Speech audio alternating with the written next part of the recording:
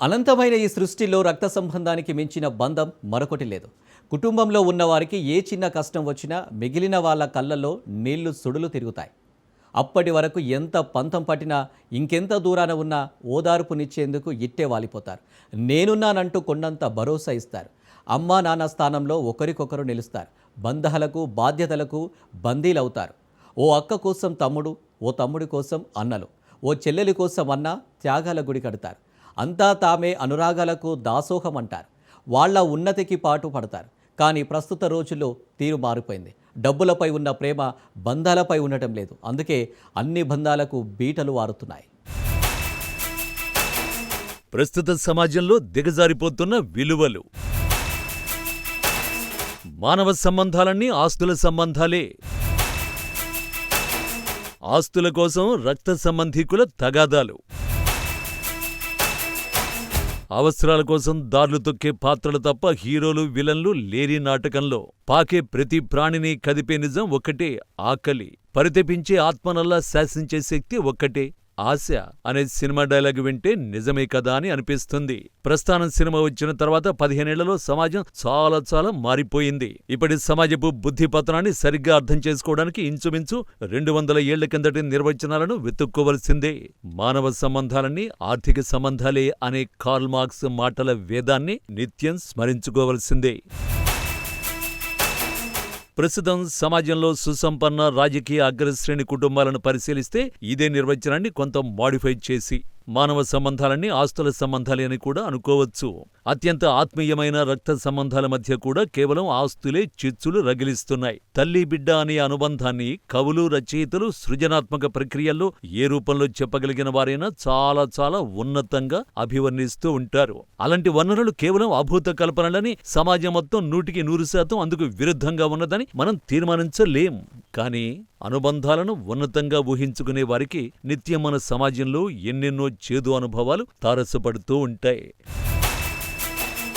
ఉన్న ఆస్తిని పూర్తిగా తనకి ఇచ్చేయలేదని, లేదా అమ్మేసి తాను అడిగిన సొమ్ము ఇవ్వలేదని కన్న తండ్రిని పొడిచి చంపేసేవాళ్లు, కన్న తల్లిని జుట్టు పట్టుకుని బజారుకీడ్చి వీధుల్లో పొర్లించి కాళ్లతో తన్నుతూ హింసించేవాళ్లు కూడా మనం ఎదురుతున్న ఇదే సమాజంలో ఉన్నారు.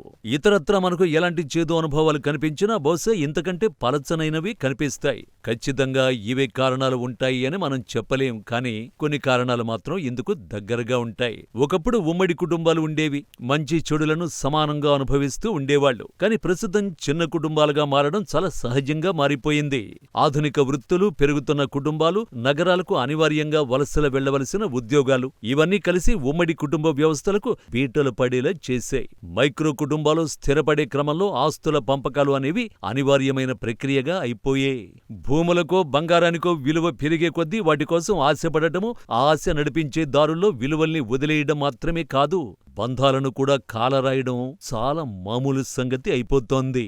పెద్దలు చెబుతుండే మాదిరిగా ఒకే తల్లికి పుట్టిన 4 పిల్లలు ఒకే రకంగా ఎదగరు, ఉండరు. ఒక మొక్క 100 పూలను పుష్పిస్తే అన్నీ ఒక్క తీరుగా వికసించవు. అలాంటప్పుడు జీవిత గమనంలో తమ పెద్దలు సంపాదించిన సొత్తును అనివార్యంగా అవసరమయ్యే బతుకులు కొన్ని ఉంటాయి. వారిలో ఆస్తుల గురించి, పంపకాల గురించి ఆశ చాలా మెండుగానే ఉంటుంది. పంపకాలలో కించిత్తు తేడా వచ్చినా సరే రణరంగాలు ఏర్పడుతుంటాయి. స్వార్జితమో సంక్రమించిన సంపదో మొత్తానికి వారు కుబేరులతో సమానంగా ఇళ్లలో తొలతూగుతూ ఉంటారు. కోట్ల నుంచి 100 కోట్ల వరకు ఆస్తిపరులే ఉంటారు. ఆయన తోబుట్టువులతోనూ తల్లిదండ్రులతోనూ ఆస్తుల పంచాయతీలు కొనసాగుతూనే ఉంటాయి. సంపద మీద వారి దాహం ఎడతెగకుండా ఉంటుంది. మరింతగా పోగేసుకుంటూనే ఉండమని ఆ దాహం వారిని ప్రేరేపిస్తూ ఉంటుంది. నిత్యం నీ అయిన వారిని, తోబుట్టువుల్ని, ఆత్మీయ బంధాలను ద్వేషిస్తూ ఉండమని, వారి మీద ఆగ్రహిస్తూ ఉండమని, వారి పతనాన్ని కోరుకుంటూ బతకమని, వారి నుంచి లాక్కోవడం కోసం పోరాడుతూ ఉండమని నీ జీవితాన్ని ఆ దాహం శాసిస్తూ ఉంటుంది. అంతిమంగా ప్రశాంతంగా ఉండనివ్వకుండా, స్థిమితంగా నిద్రపోనివ్వకుండా, హాయైన చిరునవ్వును కూడా ఎరగనివ్వకుండా నీ యావత్ జీవితంలో ఎంతో విలువైన కాలభాగాలను ఆ దాహం నిర్దాక్షిణ్యంగా కబళించేస్తుంది. కేవలం ఆర్థికంగా మాత్రమే కాదు, రాజకీయ అధికారంలో, ప్రజాదరణలో కూడా సంపన్నులైన నేటి నాయకుల్లో మనం ఈ పోకడల్ని చూస్తూ ఉంటాం. ప్రత్యేకించి మన తెలుగు రాష్ట్రాల్లోని కీలక నాయకులు, పొరుగున ఉన్న తమిళనాడులోని నేతలు తమ కుటుంబాల ఆస్తుల పంచాయతీలను ఏ రకంగా రచ్చగెడ్చి భ్రష్టు పడుతున్నారో మనం చూస్తూనే ఉన్నాం. తెలుగు నేలకు పొరుగున ఉన్న తమిళనాడులోని గొడవలు ప్రస్తుతానికి హాట్గా రాజకీయ వర్గాల్లో చర్చకు వస్తున్న టాపిక్ అవుతున్నాయి. తమిళనాడులోని దిగ్దంతులైన నాయకుల్లో ఒకరైన మురసొలి మారన్ 2003లో మరణించారు. ఆయన కొడుకుల మధ్య ఆస్తుల పంపకాలు జరిగాయి. దయానిధి మారన్ క్రియాశీలంగా రాజకీయాల్లోనే ఉన్నారు. కళానిధి మారన్ సన్ నెట్వర్క్ యాజమాన్యంతో పాటు వివిధ వ్యాపారాల్లో కొనసాగుతున్నారు. సోదరుల మధ్య పంపకాలు జరిగిన నాటి నుంచి అసంతృప్తులు, విభేదాలు చెదురుమదురుగా తెరమీదికి వస్తూనే ఉన్నాయి. తాజాగా ఆ కుటుంబాన్ని హాట్ టాపిక్ గా రచ్చగెడ్చిన వ్యవహారం సోదరుడి కుటుంబానికి దయానిధి మారన్ నోటీసులు పంపడం ద్వారా వచ్చింది. సన్ టీవీ టేకోవర్ సమయంలో తప్పులు జరిగాయని, అక్రమాలకు పాల్పడ్డారని ఆరోపిస్తూ దయానిధి తన సోదరుడు కళానిధికి, ఆయన భార్యకు కూడా నోటీసులు పంపారు. ఈ వివాదం ఎలా ముదురుతుందో ప్రస్తుతానికైతే క్లారిటీ లేదు. ఆ సంగతి పక్కన పెడితే మన తెలుగు రాష్ట్రాల పంచాయతీలను చూసుకోవచ్చు. తెలంగాణలో భిన్నమైన తగాదాలు నడుస్తున్నాయి. మొన్నమొన్నటిదాకా రక్షాబంధన్ వస్తే గులాబీ అన్న చెల్లెళ్లు విపరీతమైన ప్రేమలను చూపించేవారు. అన్నకు రాఖీ కట్టి ఓ హెల్మెట్ కానుకగా ఇచ్చి రాష్ట్రం మొత్తానికి సందేశమిస్తూ చెల్లెలు మంచి ప్రేమాస్పద ఎపిసోడ్ అని నడిపించారు. కానీ ఇప్పుడు గులాబీ కుటుంబంలో పుట్టిన చిచ్చు ఆ పార్టీని ఏ దరికి తీసుకువెళుతుందో అనే భయాలను కార్యకర్తలకు కలిగిస్తోంది. ఇక్కడ అన్న చెల్లెళ్ల తగాదాలు ఇంకా పరస్పరం సూటిగా పేర్లు పెట్టుకుని తోలనాడుకునే స్థితికి చేరలేదు. కానీ కార్చిచ్చు ఆల్రెడీ రాజుకుంది. కేటీఆర్నే ఉద్దేశించి పేరు మాత్రం ఎత్తకుండా కవిత విమర్శలు చేస్తూనే ఉన్నారు. కన్నతండ్రి కేసీఆర్ కూడా ఆమెను పక్కన పెడుతున్నారనే సంకేతాలని పార్టీకి పంపదలుచుకున్నారని గుసగుసలు వినిపిస్తున్నాయి.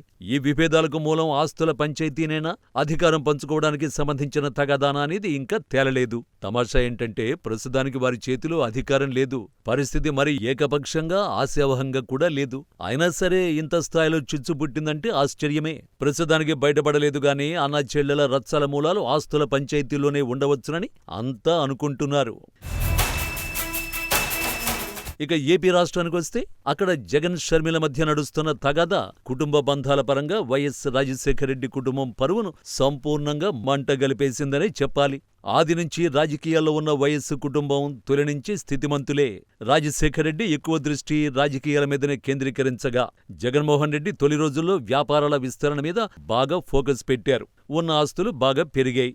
రాజశేఖరరెడ్డి సీఎంగా ఉంటూ మరణించిన తరువాత ఆ ఆస్తులను పంచుకునే విషయంలో పొరపచ్చాలు ఏర్పడ్డాయి. ఉన్నది ఇద్దరే పిల్లలు, జగన్, షర్మిల. వారికి కూడా ఇద్దరేసి పిల్లలు మాత్రమే. ఆ కుటుంబానికి ఉన్న ఆస్తులు చిన్నవా? కాదు. ఇప్పుడు ఏదైతే సరస్వతి పవర్ విషయంలో ట్రైబ్యునల్ ఎదుట వివాదం నడుస్తున్నదో ఆ ఆస్తులే కొన్ని వేల కోట్ల విలువ చేస్తాయని అంచనా. జగన్ భారతి పేరున ఉన్న వాటాల విలువ 100 కోట్ల దాకా ఉంటుందనే ప్రచారం ఉన్నా, సిమెంట్ కర్మాగారం కోసం 3,000 కోట్లకు పైగా పెట్టుబడులు పెడతానని జగన్ అప్పట్లో ప్రభుత్వానికి చెప్పినట్టుగా వస్తున్న వార్తలు, 1,500 ఎకరాలకు పైగా భూములు కనుక వాటి ప్రస్తుత విలువలు గణిస్తే ఖచ్చితంగా ఇవి వేల కోట్ల విలువైన ఆస్తులే అనుకోవచ్చు. మొత్తం వైఎస్ఆర్ కుటుంబానికి ఉన్న ఆస్తులని గణిస్తే అనేక వేల కోట్ల రూపాయలుంటాయని నిర్ద్వంద్వంగా చెప్పొచ్చు. ఇన్ని వేల కోట్లు ఉన్నవారు తమ కుటుంబ పరువును ఇలా బజార్న పడేసుకుంటున్నారు ఎందుకు? కేవలం డబ్బొక్కటేనా అంటే అవుననలేం. చెల్లెలు షర్మిల తన మీద తిరుగుబాటు ప్రకటించిన తర్వాత, తన మాటకు లోబడి ఉండకుండా ధిక్కరించిన తరువాత జగన్ యుగో దెబ్బతిని ఇలాంటి దావా నడిపిస్తున్నట్టుగా పలువురు విశ్లేషిస్తున్నారే తప్ప డబ్బు కోసం అనడం లేదు. ఈగోకు ప్రాధాన్యమిచ్చే వ్యక్తిగా జగన్ కు పేరుంది. ఆ వ్యవహార సరళే ఇప్పుడు కుటుంబాన్ని బజారుకిడ్చింది. తల్లికి తన మీద ప్రేమ ఉన్నప్పుడు వాటాలు ఇచ్చాను, ఇప్పుడు ఆ ప్రేమ లేదు కనుక నా వాటాలు నాకు వెనక్కి కావాలి అంటూ జగన్ ట్రైబ్యునల్ ఎదుట చేస్తున్న వాదనలు చాలా ఇబ్బందికరమైనవి. ఆయన ప్రతిష్టను మసగబారేలా చేసేవి. కానీ ఇవేవి ఆయనకు ఎక్కడం లేదు.